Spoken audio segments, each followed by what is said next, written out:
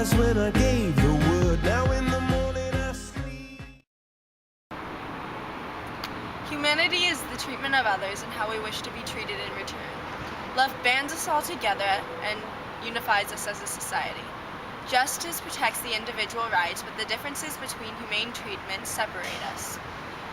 Humanity has been affected by historical and literary references and continues to enlighten our identity of humanity. Love is present in various historical events and literature that has affected humanity as a whole. One of the earliest written works that we know of was written in 1700 BC in a story called Gilgamesh. The main character, Gilgamesh, struggles to understand the human condition because he sees himself as immortal even though he's only half immortal. But when the gods decide to challenge him with someone equally as strong, they create a man named Enkidu, who finds humanity through the seduction that he experiences, but he mistakes the seduction for love, which succumbs to his weaknesses. And throughout the story, Gilgamesh struggles to find himself, but in the end, he ends up realizing that he has to be part of humanity because he will never reach the immortality that he strives for. This is also present in the Iliad, which was written in 762 BC. In this book, giant book, Achilles puts aside his hatred of Agamemnon, which grew from Agamemnon's stealing of Achilles' wife, and he puts this aside in order to protect his brothers and his friends, and to enhance his honor, which feeds into his hubris. Also, this theme of love is present in the existentialist novel Metamorphosis, which was written in 1915. Although the love was not initially there, it is more of hatred because of Gregor's change in humanity, which impaired the dynamic of the family, which ruined their relationship. And now, shooting it over to Kelsey at LCHS. Thanks, guys. And here's what Mr. Weld had to say about how love affects humanity. Wow, that's a big question. That's a question that people have been asking for thousands of years.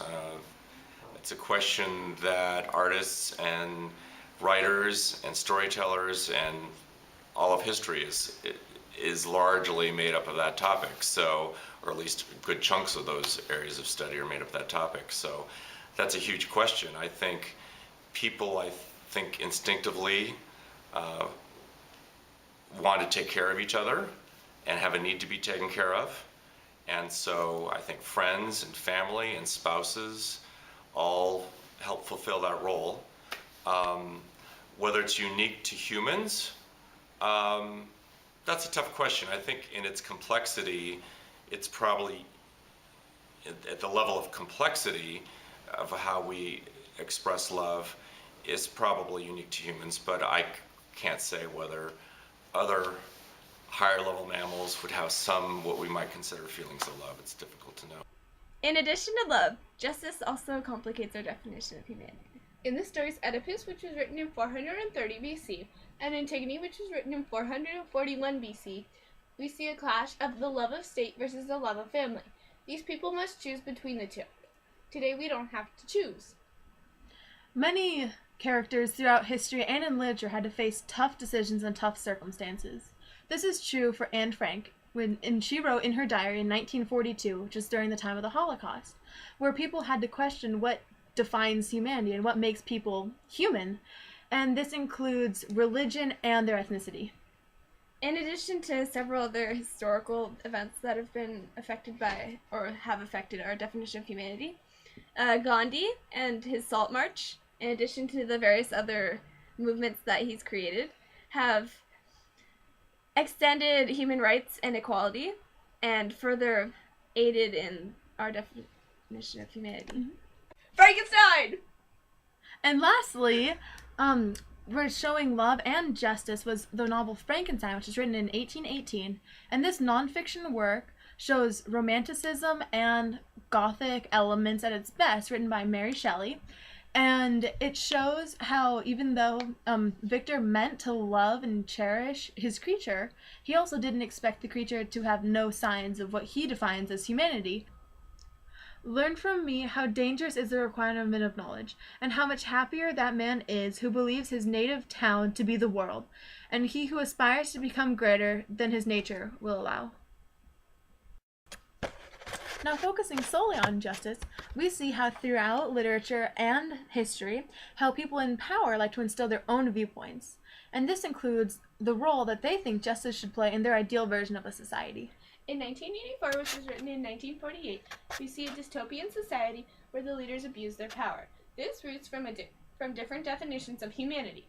Now we have a system of balancing power, which helps us to avoid such a situation. In addition, ancient Greek philosophers like Plato and Aristotle have affected our definition of humanity, such as Plato's written work, The Republic, which described how society affects your ego, superego, all kinds of different themes. And id is your desire, which is you're naturally born with.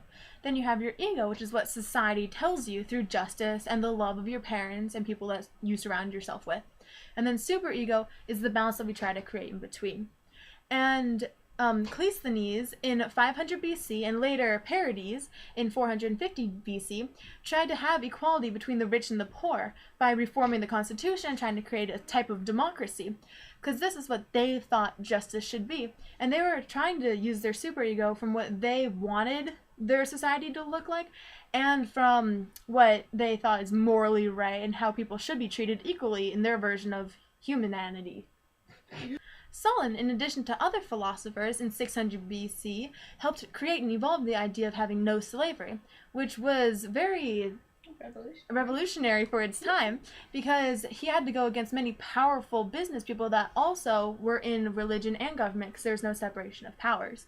And by him having the idea of no slavery creates justice for all individuals, even though that's not how many viewed it back then.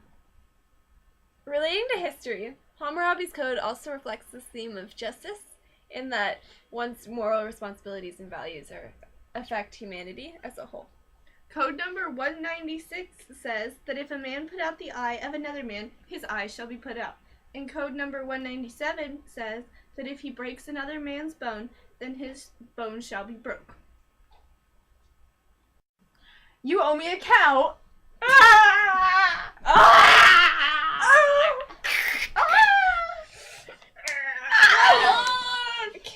My eyes! Back to you, Kelsey. Thanks, guys, again. And, oh, what do you know? I'm getting a call from Mr. Williams. Hello? Humanity is a word, much like social Darwinism, that is used by people to justify or explain many acts that are considered by those who are watching from without the act to be inappropriate, immoral, or, like you said, inhumane. Humanities is a subject matter that's studied at colleges, which is the arts and things like that. For a lot of people, humanity is what separates us from animals, in the sense that animals forage for food, humans forage for food, but what do we do that's different and special? And what we do that's different and special is we create. A lot of humanities and study of humanities is studying what that we have created and what's beautiful in this world. The sad thing is, humanity is the very thing that we're lacking, in the sense that more and more cultures and parts of the world are destroying anything and everything that was of culture and beauty to fit some egomaniac view as to what's important. Well, it was good talking to you, Mr. Williams. All right, see you later. Bye. Now back to you. As justice evolved, so did our education, giving an identity to humanity. An allegory of the cave in 387 BC, written by Plato as part of the Republic, the main character, the protagonist, is able to go out of a cave where all he's ever seen is darkness his entire life. And once he sees the light, he experiences how great his life and all of humanity could be. So as part of his compassion, he goes back to try and show the men what they're missing out on. But once he has seen the lightness going back into the darkness, he only realized that the darkness is darker and that it was a loss to try and save the other people and let them be able to witness what he has. However, religion at the time also brought new light, as three various new religions were starting to appear, such as Judaism in 1500 BC, which introduced the Torah, Islam in 622 BC, which introduced the Quran, and eventually Christianity in 33 BC, which introduced the holy work of the Bible. During the Scientific Revolution, which was between 1550 and 1700 AD, people began to question the church. An example of this was Copernicus when he questioned the geocentric model for the sake of humanity, and he put his own life in danger. During the Industrial Revolution, work conditions were terrible and it needed reform. These reforms led to individual rights. During the Enlightenment, which was from the 17th and 18th century, they focused on the worth of the individual. Now over to Kelsey. And now, with a different take, Miss Loosatter. Okay, define humanity. I think humanity is defined through our actions and how we interact with others. Okay. Do you think that enlightenment affects humanity? Definitely. The more we are educated and the more we know about ourselves, we can make better decisions and become better humans. Okay. And do we have a full identity of what humanity is? I think I'd have to side with Plato on this and say that we have to keep learning and that makes us better humans. So as of right now, no, we're still living in caves. Kelsey, take it away. And now here's Mr. Lively's viewpoint. How does education affect humanity? Well, quite frankly, it doesn't. We are a failed species. We think we can learn from our mistakes, and we don't. And everything that we do every single day is a waste of time. That's all I gotta say. Short and sweet. It's fun size. Miss Mattix said that humanity is not solely based on genetics, but it is also based on our individual traits and personality. Although we're not entirely enlightened, we still have more to learn. But in the meantime, this will have to do. So here's a clip.